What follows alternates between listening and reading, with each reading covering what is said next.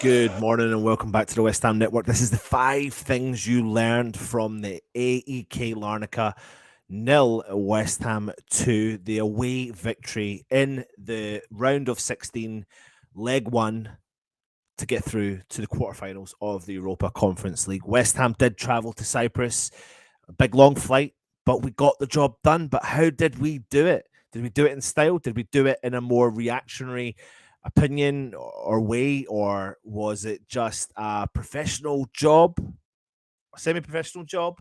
How do you see how we did get this result yesterday evening?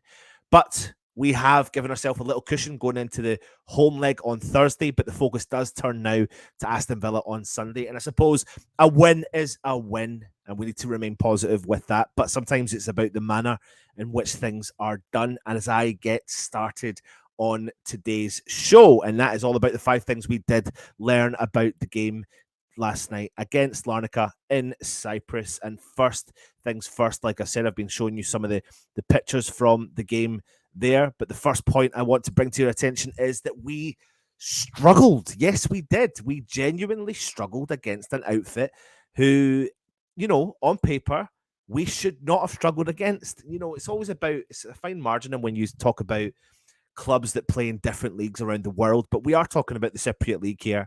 We are talking about a team that have been defeated 6 times out of 8 games in Europe this season, only won twice in Europe this season. And they kicked off, and in actual fact, the first 32 minutes of the performance was pretty much all in Larnaca's favour. They were slow on the build-up, but they were effective on their build-up play. And we just could not get anywhere near the ball again. And that was another concern. And every time we did get the ball back, we were losing it again within maybe 9 or 10 passes. Sometimes we gathered the ball for longer than that, but we never really done anything with it. And the difference when Larnaca had the ball, they were creating chances. And you knew yourself at some point, if they didn't take those chances early on, then the Premier League team, the one that's more experienced, would potentially punish them. And that's exactly what we did, which leads me into the second point that I would like to talk about, and that is the confusion in the defence. Now, obviously, with the news about Fabianski getting injured and giving Areola a run out, which is good and which is what a lot of fans are looking for. But it does also mean that we may be gaining a little bit of confusion in the back line of our defence. We saw the mix-up in defence when Agerd and Areola came out looking for the same ball against Brighton. Of course, Agerd putting the ball into his own net against Brighton as well. But we also saw something reasonably similar in the game against Larnaca, where both the players came out for the ball. This time the ball did go over the bar and went for another Larnaca corner. I think it was a ridiculous amount of corners that they got in this game to West Ham's nothing. We never even got a single corner in this game, but that showed you that their attacking intent was there, albeit, quite a few wasteful opportunities from them. But the confusion lies in the fact that we've got inconsistency in the team in terms of players when they're fit, when they're not fit, where they're playing, where they're not playing, and in position, out of position, and that definitely has a knock-on effect. And that brings me into the third point, the inconsistent team selection. But then that is also another thing to talk about, which is, the injuries that players are getting. We can't seem to get a run of players in the team. Ben Rama, 1 minute, has topsy-turvy performances, and he got another assist again tonight, and he is becoming an effective player in his performances, but you don't see it fully throughout the 90 minutes. But it definitely is having an impact on the team, because 1 minute you see Kira in the team, the next minute he's out of the team. Then he's out at right back, then he's at left back, then he's the right-hand side of the centre-back pairing. We can't get a run of consistency when it comes to players like Areola, Zuma, and Agerd.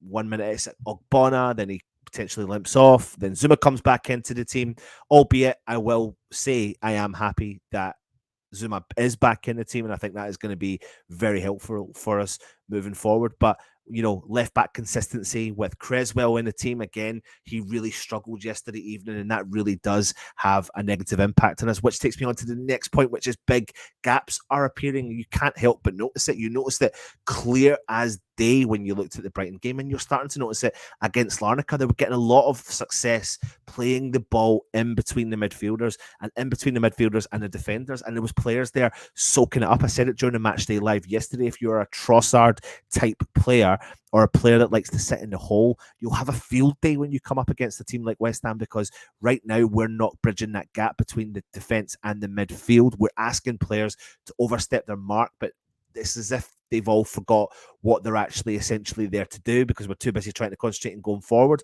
And that's my concern. Now, listen, our biggest issue is not defensively. In theory, it's not. So it could contradict my point, but the gaps are definitely opening up, and against better quality teams, we could be punished. We absolutely could be punished, and maybe it was a blessing in disguise. It was against Larnaca, but you've seen these gaps opening up all season long, and that's something that we definitely need to bridge as soon as we possibly can. Now, this is the final point, because this is the fifth point, but I do, and I'm going to give you an extra one after this one. But is Cornet going to be a game changer? We were told by David Moyes, who played that typical smoke and mirrors game with us, that Cornet was going to travel with the squad and not feature, but he featured for the last 10 minutes, and he was an extremely effective player as well. And what was good about his confidence was he was getting tackled, he was holding up play, and I don't think he gave away the ball once, but what an opportunity that was to put through Paqueta on the ball. That would have been a fantastic assist if Paqueta had actually gone ahead and finished the chance as well, but he didn't, and that was extremely unfortunate for West Ham. But Cornet is that sort of player that you can't help but feel that could be a massive game changer for West Ham. And why wouldn't he be? He's when he played for us at the start of the season, he was extremely competent, clever on the ball. He bridges the gap between West Ham going the midfield and the forwards, and he will be effective. The key element here is we need to make sure he stays fit, keeps fit, and continues to be fit. And if we can get him a fit Maxwell Cornet, he can bang you goals, he can assist you goals, but the key part here is he bridges that gap between the midfield and the striker, because sometimes you see those gaps appearing there, and he also keeps the ball in play and keeps the ball rolling and running forward, and I think he will be effective alongside the likes of Paqueta as well. So Max Cornet could be a game changer, could feel like a new signing for West Ham. But last but not least, my final point is our fan base are absolutely phenomenal. We have the best fan base, no matter if you have travelled as far as you can to get to Cyprus, to be there with the West Ham fans and the West Ham team, singing loud and proud. We heard you, don't you worry, but we're singing loud and proud from home base.